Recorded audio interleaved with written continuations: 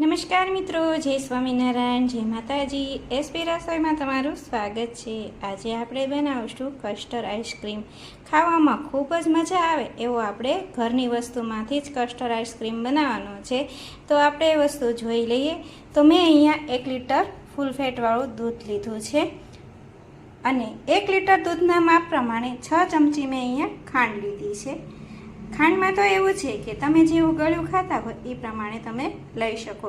અને અહીંયા મેં 1 કપ ઘરના દૂધની મલાઈ લીધી છે. મલાઈ નાખવાથી આપણો જે કસ્ટર્ડ આઈસ્ક્રીમ છે એ એકદમ ક્રીમી બનશે. અને ગાર્નિશિંગમાંથી આપણે ડૂટી ફૂટી લીધી છે. અને 2 ચમચી કસ્ટર્ડ આઈસ્ક્રીમ છે તો કસ્ટર્ડ પાવડર લીધો છે. અને અહીંયા થોડાક મેં કાજુ અને બદામ લીધા છે. તો સૌપ્રથમ પહેલાં આપણે દૂધને ગરમ થવા મૂકી દઈએ. તો દૂધને ગરમ કરવા માટે મેં અહીંયા 1 કડાઈ લઈ લીધી છે. એમાં આપણે આ જે દૂધ લીધું છે એમાં આપણે ગરમ કરવા મૂકી દઈશું. તો આવી રીતે આપણે દૂધને ગરમ કરવાનું છે. અને દૂધ જ્યારે આપણે ગરમ કરવા મૂકવી અને દૂધ આપણે લોહીયામાં નાખી દઈએ પછી જ આપણે ગેસને શરૂ કરવાનો છે, નહીંતર આપણે તળિયામાં દૂધ ચોંટી જશે. તો આપણે દૂધને ગરમ થવા દઈશું. હવે આપણે ગેસને શરૂ કરી અને ફૂલ થોડીક વાર કરી દઈશું. આપણું દૂધ છે એ થોડું થોડું ગરમ થવા માંડ્યું છે અને બબલ્સ પણ આવવા માંડ્યા છે એમાં. તો આપણે એને આવી રીતે 2 મિનિટ ગરમ કરશું, આવી રીતે હલાવતા જઈશું. કેમ કે આ દૂધ જે છે એ ફૂલ ફેટવાળું છે એટલે તળિયે બેસી જશે. આપણું દૂધ જે છે એ ઉકળવા માંડ્યું છે. હવે આપણે એમાં ખાંડ મિક્સ કરી દઈશું. તમે ખાંડનો ઉપયોગ તમારા સ્વાદ પ્રમાણે તમે લઈ શકો છો. તમે જેવું ગળ્યું ખાતા હોય એ પ્રમાણે તમારે ખાંડનો ઉપયોગ કરવાનો છે. આપણે ખાંડ ગળી જાય ત્યાં સુધી 2 ઉભરા આવે ત્યાં સુધી આપણે એને ગરમ કરી અને આપણે આવી રીતે હલાવતા રહેવાનું છે. એટલે દૂધ જે છે તળિયે બેસી ન જાય. ઉનાળામાં જો આવો કસ્ટર્ડ આઈસ્ક્રીમ મળી જાય તો ગરમીની તો શું વાત જ કરવી, એવી આપણો આઈસ્ક્રીમ બનશે. તો જો આપણે આવી રીતે દૂધ ઉકળવા માંડ્યું છે. હવે આપણે કસ્ટર્ડ પાવડર છે એ બનાવી લઈએ. તો આપણે ગેસને ધીમો કરી અને વચ્ચે વચ્ચે હલાવતા જવાનું છે. તો આપણે પાવડર બનાવવામાં આપણે જે આ પાવડર લીધો છે એને 1 વાટકીમાં લઈ લઈશું. અને આપણે જે 1 લીટર દૂધ લીધું હતું એમાંથી મેં થોડુંક બચાવીને રાખ્યું છે. તો આપણે એમાંથી થોડુંક આ જે ઠંડુ દૂધ છે એ જ એડ કરવાનું છે. ગરમ દૂધ નથી વાપરવાનું, નહીંતર આમાં ગોળી પડી જશે. તો આને આવી રીતે આપણે એક જ સાઈડ હલાવી અને કસ્ટર્ડ પાવડરને મિક્સ કરી લેવાનો છે. જો આવી રીતે એક જ સાઈડ હલાવવાનું છે, નહીંતર ગોળી પડી જશે. આમાં આપણે 2 ચમચી કસ્ટર્ડ પાવડરનો ઉપયોગ કર્યો છે. અત્યારે એ પાતળું લાગશે પણ જ્યારે ઠંડુ પડી અને ઘટ થાય ત્યારે એકદમ જામી જશે કસ્ટર્ડ પાવડર જે છે એ. તો જો આપણો કસ્ટર્ડ પાવડર જે છે એ એકદમ સરસ ઓગળી ગયો છે. એમાં એક પણ ગોળી ન રહે એ રીતનું આપણે આને મિક્સ કરી લેવાનું બરાબર. પહેલાં જ્યારે આપણે દૂધમાં એડ કરવાનો હોય કસ્ટર્ડ પાવડર ત્યારે જ આપણે એને બરાબર મિક્સ કરી લેવાનું, ગોળી ન રહે એ રીતનું. તો આપણો કસ્ટર્ડ પાવડર જે છે એ તૈયાર છે. આપણે એમાં દૂધમાં મિક્સ કરી લઈએ.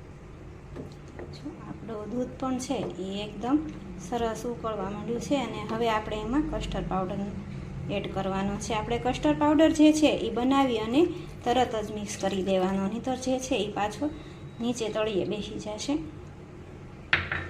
આવી રીતે આપણે કસ્ટર્ડ પાવડર નાખી અને બરાબર આને ઉકાળવાનું છે. 5 થી 7 મિનિટ આપણે ઉકાળવાનું છે. થોડુંક આ દૂધ જે છે એ આનાથી અડધા ભાગનું રહે અને ઘટ થઈ જાય ત્યાં સુધી આપણે એને ઉકાળી લેવાનું છે. જો એકદમ સરસ કલર પણ આવી ગયો છે અને સુગંધ પણ આવે છે. જો તમે આમાં એલચી પાવડર અથવા તો કોઈ પણ એસેન્સ નાખવા માંગતા હોય, વેનીલા એસેન્સ છે કે એવું કંઈ નાખવા માંગતા હોય તો પણ નાખાય. અમને તો આવી જ રીતે ભાવે છે એટલે મેં આવી રીતે કસ્ટર્ડ પાવડરનો જ આઈસ્ક્રીમ બનાવ્યો છે. તમને એલચી પાવડરનો ફ્લેવર ફાવતો હોય તો તમે એ પણ નાખી શકશો. તો આપણે આવી રીતે આ સતત હલાવવાનો જ છે, નહીંતર જો પાવડર જે છે એ નીચે બેસી જાય તળીએ. તો આને આપણે 5 થી 7 મિનિટ ઉકાળી લઈએ. આપણે 5 થી 7 મિનિટ જેવું થાય એટલે જો આ રીતનું આપણું થઈ જશે. આપણે 1 લીટર દૂધ મૂક્યું હતું તો એનાથી અડધું આપણે 500 ml જેટલું દૂધ રહ્યું છે. અને તમે જુઓ છો કે એકદમ ઘટ પણ થઈ ગયું છે. તો આને હજી આપણે 2 મિનિટ જેવું ઉકાળી અને પછી ઠંડુ થવા દઈશું. જો એકદમ સરસ આપણો કસ્ટર્ડ પાવડર મિક્સ થઈ ગયો છે અને કેટલું સરસ આપણું એકદમ ક્રીમી લાગી રહ્યું છે આ આઈસ્ક્રીમ.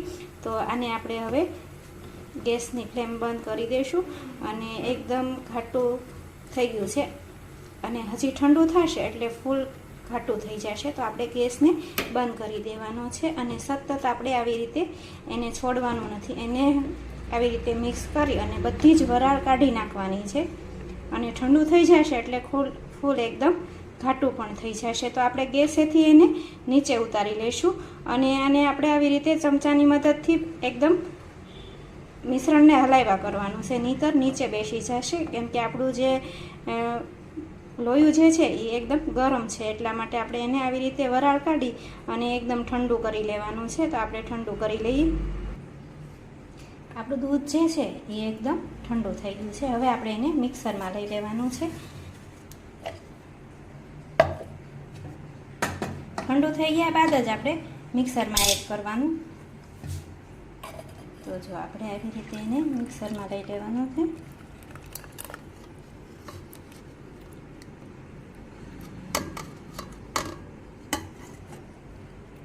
અને આપણે જે મલાઈ લીધી હતી, દૂધની મલાઈ, 1 કપ દૂધની મલાઈ મેં લીધી હતી. અહીંયા જો તમે જોઈ રહ્યા છો એકદમ ઘાટી મલાઈ છે. અને મલાઈની જગ્યાએ તમે ક્રીમ લેવા માંગતા હોય તો ક્રીમ પણ લઈ શકો છો. તો આપણે આમાં મલાઈ નાખી દઈશું અને 2 મિનિટ ફેરવી લઈશું મિક્સરમાં. આપણે ક્રીમી લાગે છે આપણો જે આઈસ્ક્રીમ છે એ તમે જોઈ રહ્યા છો કે એકદમ ક્રીમથી ભરપૂર એવું આપણું લાગે છે. તો મારી પાસે આ લંચ બોક્સ છે, એમાં જ હું આઈસ્ક્રીમ બનાવું છું. તમારી પાસે કોઈ પણ વાસણ હોય એલ્યુમિનિયમનું, એમાં તમે બનાવી શકો છો. તો જો આપણે આવી રીતે લઈ લેવાનું છે. એકદમ સરસ ને ક્રીમી લાગે છે. તો એમાં થોડાક આપણે કાજુ બદામ નાખી દઈશું એટલે નાના બાળકોને પણ ખૂબ ભાવે. આવી રીતે છૂટા ટાઈમમાં કાજુ બદામ એડ કરી દઈશું એટલે આપણે ખાતી વખતે એમાં એકદમ સરસ એનો ફ્લેવર આવે કાજુ બદામનો. આવી રીતે આપણે છૂટા એમાં કાજુ બદામ એડ કરી દેવાના.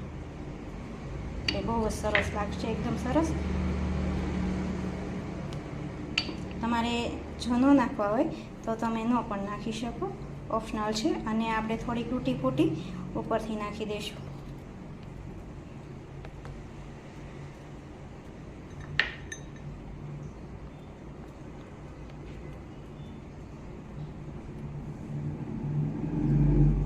હવે આપણે આને બંધ કરી અને 7 થી 8 કલાક સુધી આપણે એને ફ્રીજમાં મૂકી દઈશું એટલે આપણું આઈસ્ક્રીમ છે એ તૈયાર થઈ જશે.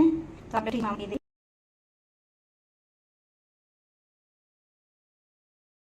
7 થી 8 કલાક બાદ આપણો આઈસ્ક્રીમ જે છે એ બનીને રેડી થઈ ગયો છે. જો તમે જોઈ શક્યા છો એકદમ સરસ અને ટેસ્ટી બની ગયો છે અને એકદમ કલરફુલ પણ બની ગયો છે. તો તમે જોઈ શકો છો આપણો આઈસ્ક્રીમ જે કસ્ટર્ડ આઈસ્ક્રીમ છે એ એકદમ ક્રીમી બનીને તૈયાર થઈ ગયો છે.